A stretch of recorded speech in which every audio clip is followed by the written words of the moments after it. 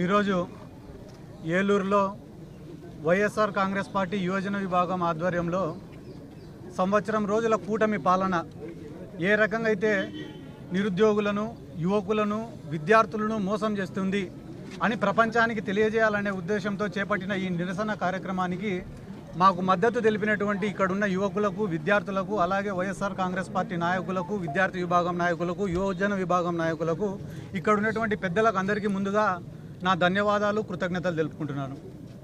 ఈ ప్రజాస్వామ్య దేశంలో ఎప్పుడైనా కూడా ప్రభుత్వం తప్పు చేస్తేనో లేదా ప్రభుత్వం మోసం చేస్తేనో ఆ ప్రభుత్వాన్ని ప్రశ్నించే అధికారం ప్రతి ఒక్క పౌరుడికి ఉంటుంది. దాంట్లో కూడా ముఖ్యంగా ప్రతిపక్ష పార్టీకి ఆ బాధ్యత చాలా ఎక్కువగా ఉంటుంది. Voice of poor, voice of voiceless అంటారు. కాబట్టి దాంట్లో భాగంగానే ఈరోజు ప్రతిపక్షం ఏదన్నా కూడా అధికార పార్టీ చేసిన తప్పులను, మోసాలను ఎత్తి చూపిస్తే ఈరోజు రాష్ట్రంలో వెంటనే కేసులు కట్టడం, బెదిరించడం, భయపీయడం, జైల్లోకి ఎత్తడం, పీటీ వారెంట్లు వేయడం, ఒక 5-6 నెలలు ఇళ్లకు రాకుండా అన్ని స్టేషన్లు తిప్పడం, ఇదే జరుగుతూ ఉంది ఈరోజు రాష్ట్రం అంతా కూడా. ఎందుకు నేను మీకు అందరికీ ఈ మాట చెప్తున్నానంటే, చంద్రబాబు నాయుడు గారు ఒక మేనిఫెస్టో ఇచ్చినారు, సూపర్ 6 అని. సూపర్ 6 అని ఇచ్చిన తర్వాత ఉన్నట్టుండి మొన్న ఒక ప్రెస్ మీట్ పెట్టి అన్ని ఇచ్చేసిన అన్నాడు. రాష్ట్రంలో ఉండే జనాలు టీవీ చూసి ఆడవాళ్ళందరూ కూడా ఒకరి ముఖాలు ఒకరు చూసుకుంటారు. నీకు పడి నాకేమైనా పడలేదా, లేదా పడితే నేనేమైనా చూసుకోలేదా అని చెప్పి పాపం అందరూ అయోమయంలో పడినారు.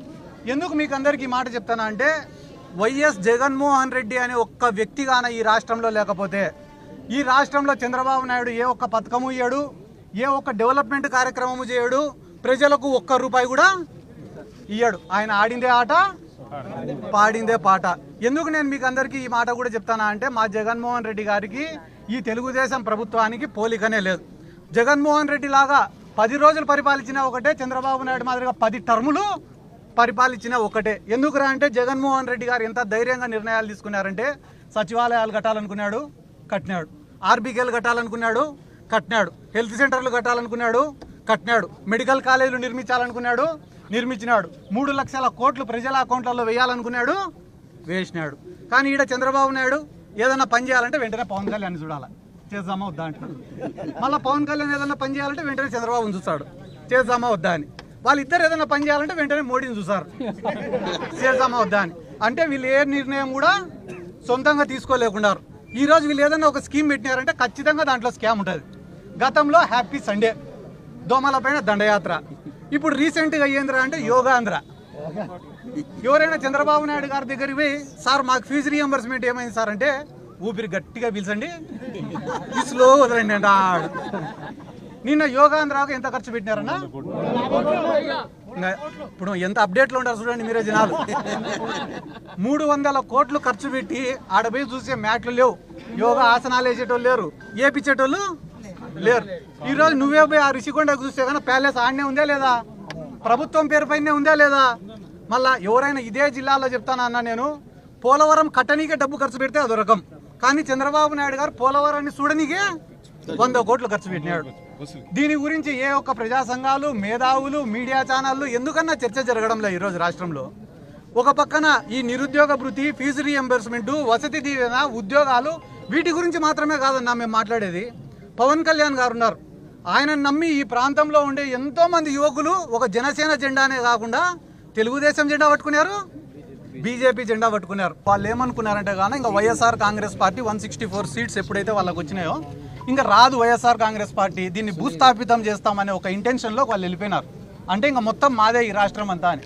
కానీ జగన్మోహన్ రెడ్డి గారు ఎప్పుడైతే పబ్లిక్లో తిరగడం మొదలుపెట్టినారో, మళ్ళీ పబ్లిక్ నుంచి స్పందన రావడం మొదలైందో, ఆయనను అరికట్టాలా, నిలువరించాలా, ఎక్కువ ప్రోగ్రామ్స్ చేయకూడదు, ఎక్కువ పబ్లిక్లోకి పోకూడదు అని రెస్ట్రిక్షన్స్ పెట్టాలనే కారణంతోనే ఈ కేసులన్నీ కూడా పెడుతున్నారు.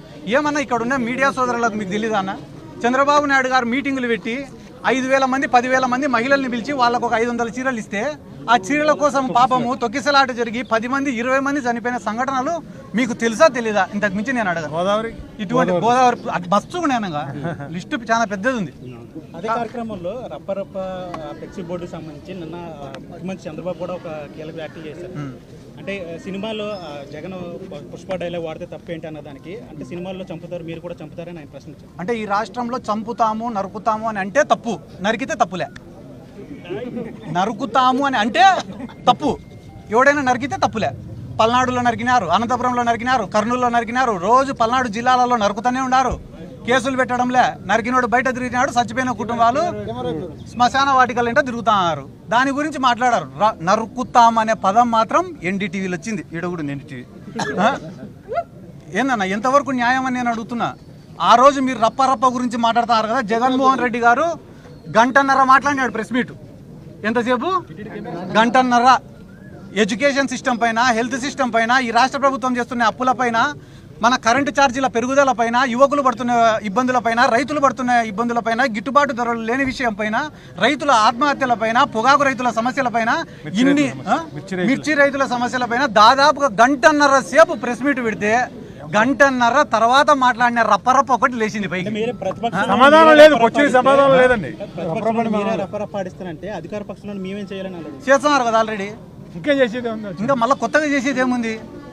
వాళ్ళ అధికార పార్టీలో ఉండి చేస్తున్నారు కదా. ఇక్కడ చంద్రబాబు నాయుడు గారు ఇంతకుముందు ఒక కథ చెప్పినారు, మీకు అందరికి గుర్తుందో లేదో. ఏం రా కథ అంటే, ఒక గ్రామంలో ఒక కుక్కను చంపాలనుకున్నాడంట. కానీ ఆ కుక్కను చంపితే కానీ గ్రామస్తులందరూ వాడిని కొట్టి చంపుతారంట. కాబట్టి వాడు ఏం చేసినాడు, రోజు ఒక 10 మంది కూర్చునే కాడికి పోయి, ఒరే అది పిచ్చి కుక్కరా అని చెప్తాడంట.